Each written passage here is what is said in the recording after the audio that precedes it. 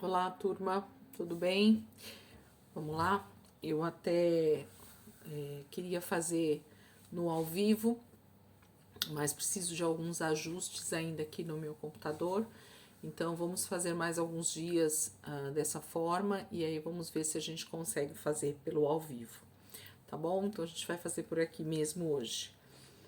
Vamos começar orando, né? Entregando esse momento ao Senhor, pedindo para que o Espírito Santo ministre as nossas vidas nessa noite, como ele tem feito nos outros dias, como o Senhor já tem estado conosco durante esses quase 4 meses, né? Hoje já é dia 23 de abril e a gente está desde o dia 1º de janeiro, graças a Deus, até aqui o Senhor tem estado conosco. Até aqui o Senhor tem nos fortalecido, até aqui o Senhor tem nos dado graça, saúde, e nós queremos perseverar até o final do ano, até o término dessa leitura. O Senhor vai nos dar essa força necessária em nome de Jesus. Pai, nós te adoramos, nós te engrandecemos, Jesus, por mais esse dia. Obrigada, Deus, por esse sábado. Obrigado pelo que o Senhor tem feito hoje, Pai, pelo livramento que o Senhor já nos deu hoje, pelas bênçãos derramadas no nosso trabalho, por tudo que o Senhor já fez hoje, Pai, nas nossas vidas, pela ministração do Teu Espírito cada dia mais, Senhor, em nós. Nós te louvamos, Deus, nós te agradecemos. Nós somos muito gratos por Ti, Jesus. Muito obrigada, Deus. Muito obrigado por esse momento de leitura da Tua Palavra, de devocional, e nós queremos Te louvar pelo grupo de pessoas que tem estado conosco, que tem desejado, Pai, também buscar um pouco mais do Senhor. Eu só tenho a Te agradecer, Pai, por tudo que o Senhor tem feito até aqui. Muito obrigada, Senhor, pela minha vida e pela vida dos meus irmãos, pelas pessoas que nós amamos, que estão perto de nós. Obrigada, Jesus. Guarda as nossas vidas, a nossa mente, o nosso coração, hoje e todos os dias, Pai. Conforme nós formos caminhando na Tua Palavra, que Teu Espírito Santo venha trazer luz e entendimento, Pai, sobre cada versículo, sobre cada palavra, para que o nosso entendimento, Pai, seja cada dia mais completo em Ti, para que esse amadurecimento espiritual, Senhor, vá acontecendo em nós, até a plenitude de Cristo, Pai, até a volta do Senhor, nós queremos estar crescendo em Ti. Em nome de Jesus, Pai, eu te louvo e te agradeço, Pai, por essa noite, em nome de Jesus. Amém, queridos? Glória a Deus. Vamos lá? Hoje a gente começa, então, pelo versículo de 2 Samuel, 2 Samuel, capítulo 5, versículo 11 e 12. 2 Samuel, capítulo 5, versículo 11 e 12. Diz assim: Poucos dias ir... Poucos Pouco tempo. Gente, peraí. Pouco depois, Irão, rei de Tiro, enviou a Davi uma delegação que trouxe toras de cedro e também carpinteiros e pedreiros que construíram um palácio para Davi. Então, Davi teve certeza de que o Senhor o confirmara como rei de Israel e que seu reino estava prosperando por amor de Israel, o seu povo. Então, nesse momento, entra aqui um rei de Tiro, né? Chamado Irão. E nós vamos ver muito essa cidade de Tiro sendo citada dentro do reino de Davi como um aliado, como alguém próximo a Davi, né? E Deus vai fazer isso de forma estratégica, muito provavelmente. Vamos continuar? Agora, 1 Crônicas 14, versículo 1 e 2 também. Vai falar sobre a mesma situação. 1 Crônicas 14, versículo 1 e 2. Irão, rei de Tiro, enviou a Davi uma delegação que lhe trouxe toras de cedro e também pedreiros e carpinteiros para lhe construírem um palácio. Então Davi teve certeza de que o Senhor o confirmara como rei de Israel e que estava fazendo prosperar o seu reino por amor de Israel, o seu povo. Então era para Davi esse envio de suprimentos através desse rei de Tiro, chamado Irão, traz um alento a Davi de que o Senhor estava confirmando aquela posse de Jerusalém, aquela tomada de território, ao mesmo tempo a sua ascensão ao trono, e nós vamos perceber isso ao longo do texto. Vamos ler Salmo 101 nesse momento. Salmo 101. Davi também escreve esse salmo. Vamos ver um pouquinho o que ele canta nesse momento, que ele salmodia nesse momento. Cantarei a lealdade e a justiça. A ti, Senhor, cantarei louvores. Seguirei o caminho da integridade. Quando virás ao meu encontro? Em minha casa viverei de coração íntegro. Repudiarei todo o mal. Odeio a conduta dos infiéis, jamais me dominará. Longe estou dos perversos de coração, não quero envolver-me com o mal. Farei calar ao que difama o próximo às ocultas, não vou tolerar o homem de olhos arrogantes, de coração orgulhoso. Meus olhos aprovam os fiéis da terra, e eles habitarão comigo. Somente quem tem vida íntegra me servirá. Quem pratica a fraude não habitará no meu santuário. O mentiroso não permanecerá na minha presença. Cada manhã fiz calar todos os ímpios desta terra. Eliminarei todos os malfeitores da cidade do Senhor. Fala sobre uma redenção, né? Sobre toda a terra. Davi não está falando somente aqui nesse momento sobre o seu reino específico, mas ele já está profetizando realmente sobre o reino messiânico, sobre o reino escatológico de Jesus sobre toda a terra. Então, como eu tenho dito para vocês, olhar para o livro de Salmos com um olhar muito mais aprofundado da palavra, com um olhar muito mais olhando para o todo, né? Percebendo o quanto Davi é essa tipologia de Cristo, faz com que a gente perceba essas profecias que saíam da boca de Davi como salmos, como cânticos, e isso é maravilhoso, é tremendo.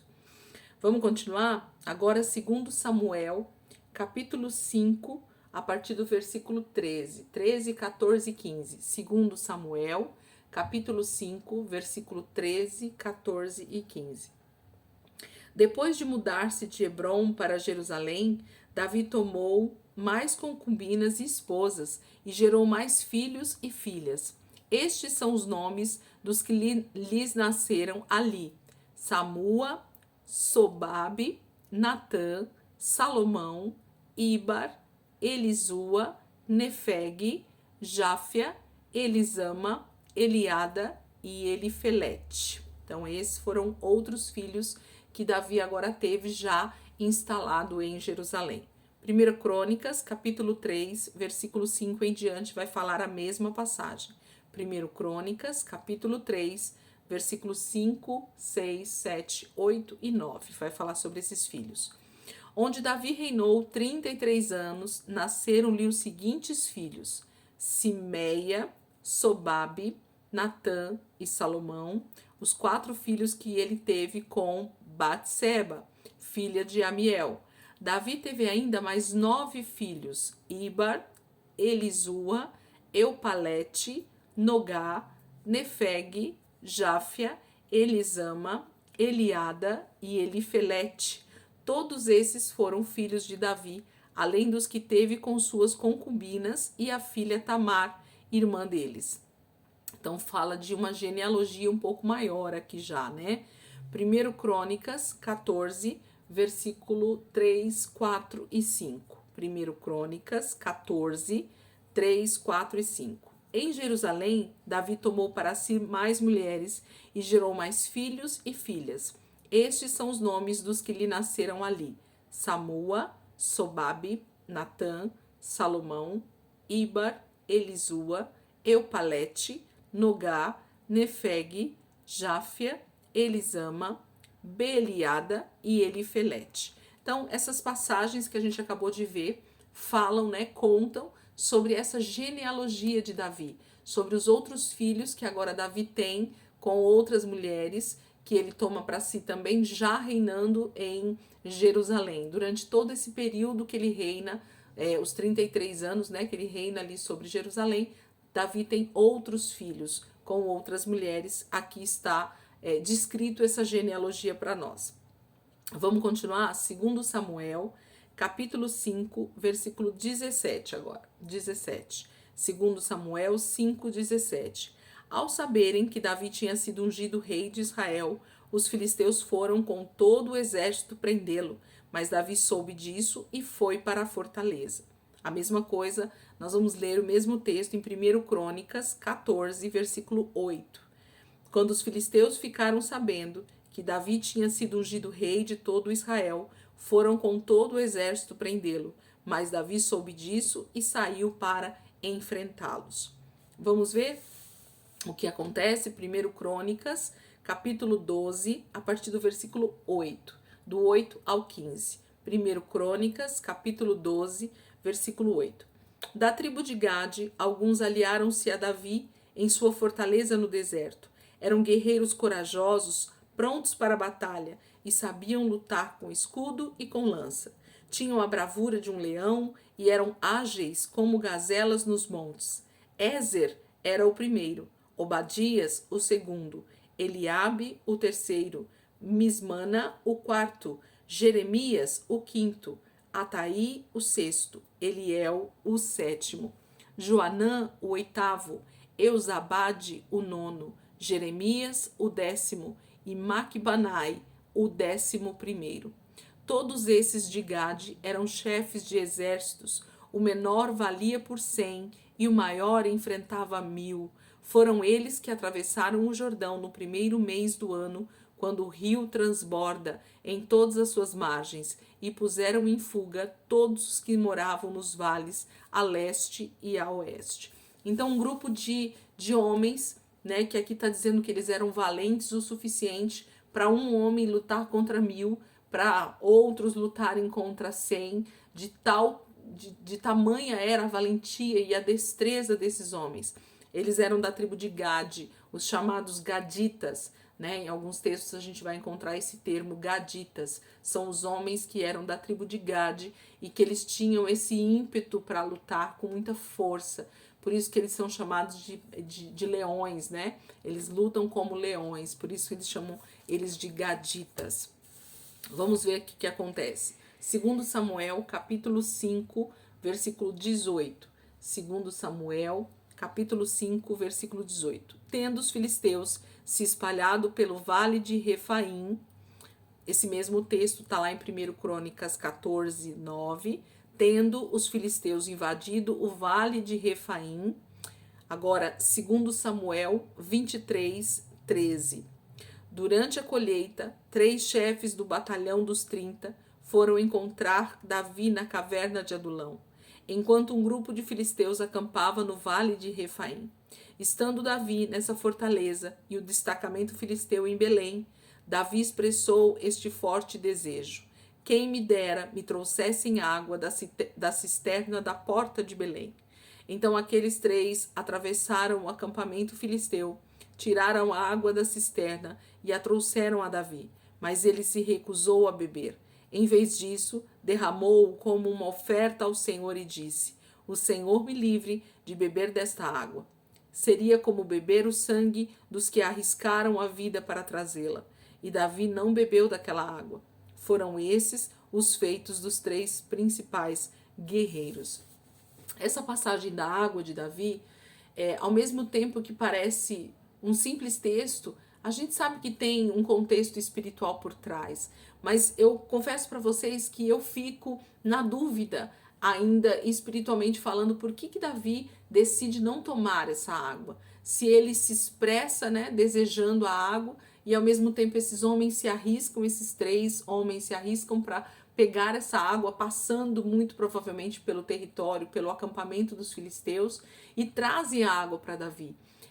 Eu não consigo citar para vocês se isso tem a ver com o desejo de Cristo tomar água na cruz, e então eles terem até tentado dar água, mas ele não podia beber naquele momento. Eu não sei dizer para vocês, mas Davi expressa aqui para nós esse desejo de tomar essa água de Belém, e esses homens então fazem todo o esforço necessário, mas ele diz: jamais eu vou beber dessa água, sendo que nós estamos no meio de uma guerra, no meio de uma batalha travada. Eu jamais vou me saciar de uma água, porque essa água seria exatamente como se eu tomasse o sangue desses homens que foram buscar essa água para mim. 1 Crônicas agora 11, versículo 15. 1 Crônicas, capítulo 11, versículo 15. Quando um grupo de filisteus estava acampado no vale de Refaim, 3 chefes do batalhão dos 30 foram encontrar Davi na rocha que há perto da caverna de Adulão. Estando Davi nessa fortaleza e o destacamento filisteu em Belém, Davi expressou seu desejo: quem me dera me trouxessem água da cisterna que fica junto à porta de Belém. Então aqueles 3 infiltraram-se no acampamento filisteu, tiraram a água daquela cisterna e a trouxeram a Davi. Mas ele se recusou a bebê-la. Em vez disso, derramou a água como uma oferta ao Senhor. Longe de mim fazer isso, ó meu Deus, disse Davi. Esta água representa o sangue desses homens que arriscaram a própria vida. Eles arriscaram a vida para trazê-la e não quis bebê-la. Foram essas as proezas dos 3 principais guerreiros. Então está falando muito mais dessa força ou desse ímpeto, né, desses 3 guerreiros do que praticamente da água ou de Davi. Mas eu não consegui ainda entender o contexto do porquê, né, de Davi não querer beber essa água. Por que ao mesmo tempo ele pede e depois ele renuncia, né, à água. Ele entrega como oferta ao Senhor. Vamos continuar. Em algum momento o Senhor vai fazendo a gente entender algumas coisas, né? Confesso para vocês que algumas coisas para mim hoje são mais simples de compreender, outras ainda um pouco mais difíceis, e é por isso que a gente vai meditando na palavra, e é por isso que a gente vai lendo, porque o Espírito Santo ele vai nos ensinando dia após dia. Nós não sabemos tudo e não vamos saber tudo, porque a grandeza e a profundidade de Deus é imensurável, mas conforme a gente vai meditando dia após dia, eu posso dizer para vocês que o entendimento ele vai aos poucos sendo então ministrado ao nosso espírito e vai sendo revelado para nós, e nós vamos compreendendo muito mais a palavra de Deus. Segundo Samuel, capítulo 5, a partir do versículo 19 agora. Segundo Samuel, capítulo 5, 19, 20 e 21. Davi perguntou ao Senhor: devo atacar os filisteus? Tu os entregarás nas minhas mãos? E o Senhor lhe respondeu: vá, eu os entregarei nas suas mãos. Então Davi foi a Baal-Perazim e lá os derrotou e disse: assim como as águas de uma enchente causam destruição, pelas minhas mãos o Senhor destruiu os meus inimigos diante de mim. Então aquele lugar passou a ser chamado Baal-Perazim. Como os filisteus haviam abandonado seus ídolos ali, Davi e seus soldados os apanharam. Esse mesmo texto está lá em 1 Crônicas, capítulo 14, a partir do versículo 10. 1 Crônicas 14, a partir do versículo 10. Davi perguntou a Deus: devo atacar os filisteus? Tu os entregarás nas minhas mãos? E o Senhor respondeu: vá, eu os entregarei nas suas mãos. Então Davi e seus soldados foram a Baal-Perazim, e Davi os derrotou e disse: assim como as águas de uma enchente causam destruição, pelas minhas mãos Deus destruiu os meus inimigos. E aquele lugar passou a ser chamado Baal-Perazim. Como os filisteus haviam abandonado seus ídolos ali, Davi ordenou que fossem queimados. Então esse mesmo texto falando sobre essa consulta ao Senhor de Davi, sobre se ele então enfrentaria os filisteus e venceria, e o Senhor então autoriza Davi a ir contra os filisteus nesse momento, e ele vence essa batalha, e ele então manda queimar todos os ídolos que estavam ali no acampamento dos filisteus, ok? Além de matar, pegar todos os despojos, ele ainda queima todos os ídolos, destruindo por completo então toda a lembrança que eles pudessem deixar ali naquele lugar. Segundo Samuel agora, capítulo 5, versículo 22. Segundo Samuel, capítulo 5, versículo 22. Nós vamos até o 25. Mais uma vez, os filisteus marcharam e se espalharam pelo vale de Refaim. Então Davi consultou o Senhor de novo, que lhe respondeu: não ataque pela frente, mas dê a volta por trás deles e ataque-os em frente das amoreiras.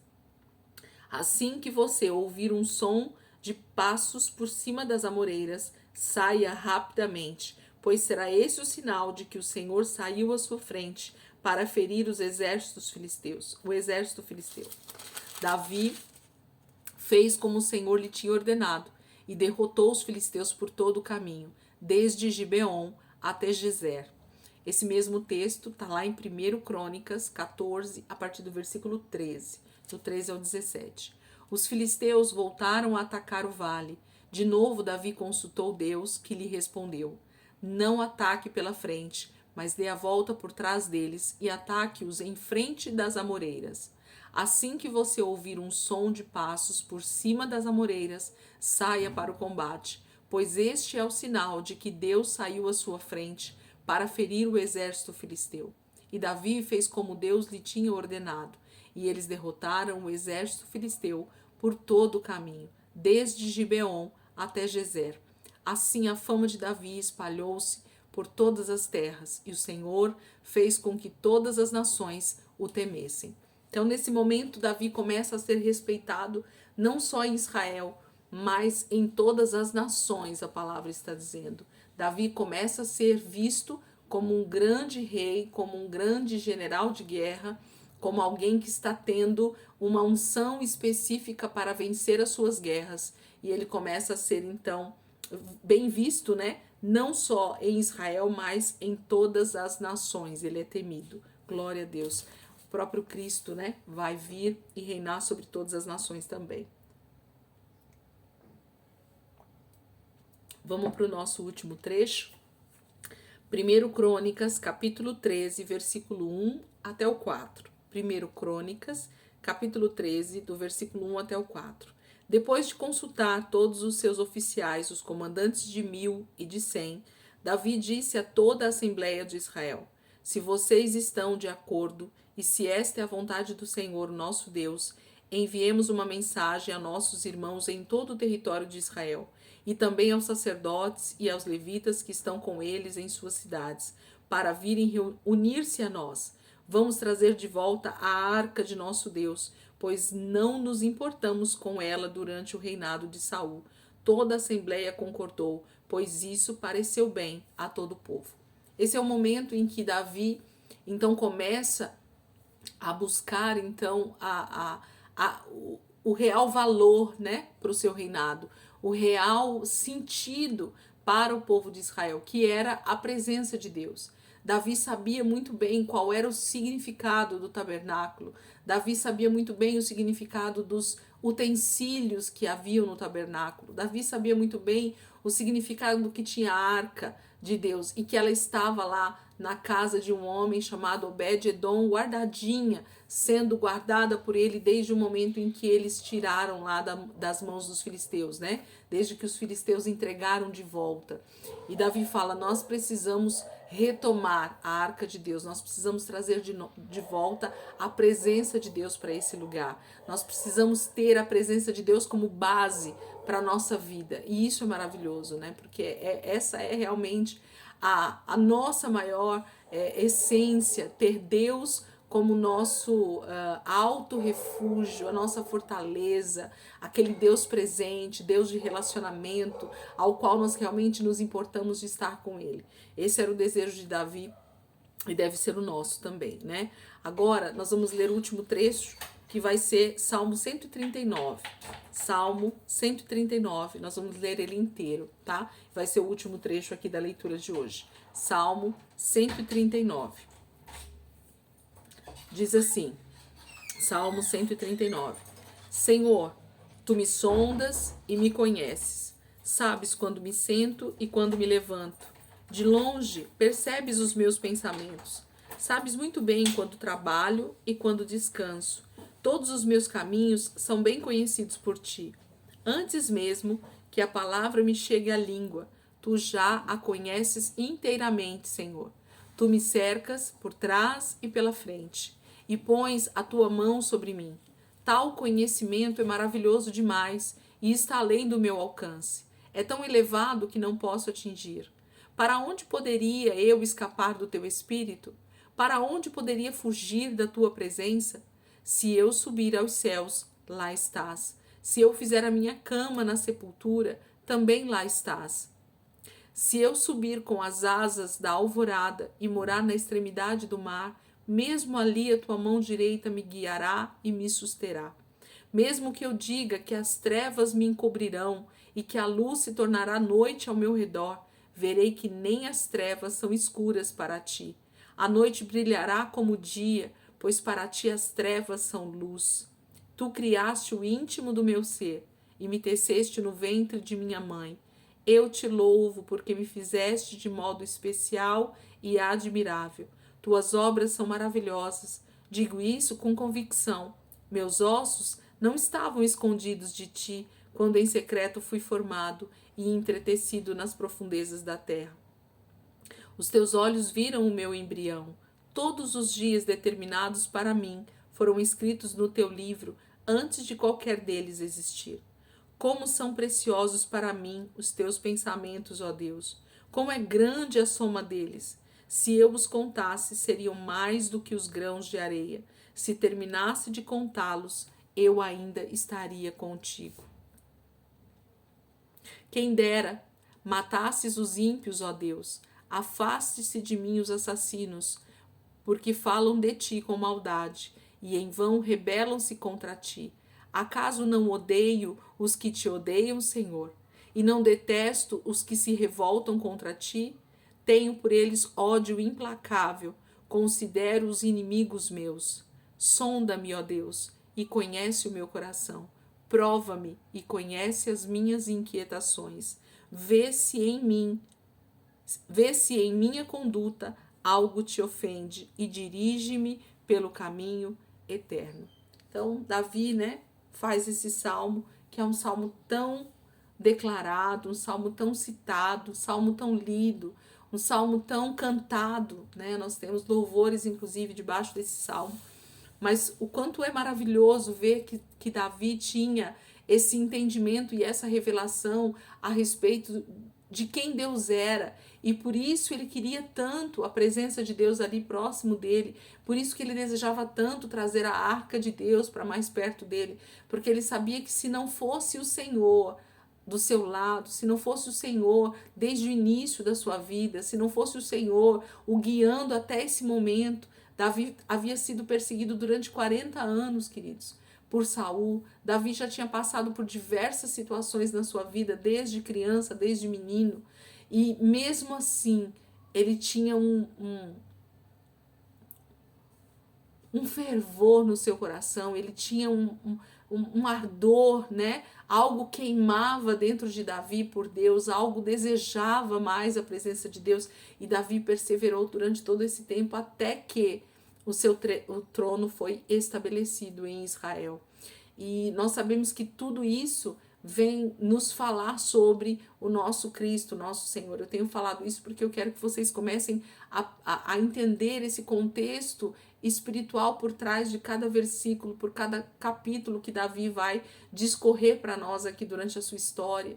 O quanto foi difícil esse reino, o quanto foi difícil conquistar esse trono, o quanto foi difícil chegar até aqui, o quanto ele sabia que somente o Pai, que no caso aqui Davi fala, Deus, poderia ajudá-lo.